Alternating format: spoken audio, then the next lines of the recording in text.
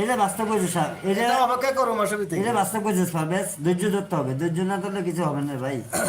কি না আজ যে এক দেড় বছর ধৈর্য ধরি না। এক দু বছর অনুযায়ী করতে পারতাম, আমি বুঝেন নাই যে হ্যাঁ হ্যাঁ হ্যাঁ, এক দেড় বছরই তো এক অনেক। দু বছর বত্রিশ করতে পারতাম।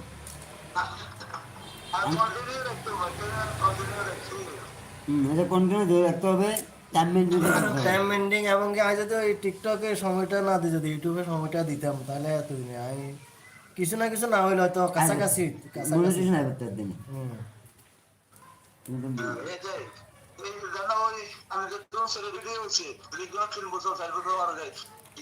হ্যাঁ তো আঙ্গ ভাবিলে হাতে তো 6 বছর আর হয়েছে শুধু খেলে।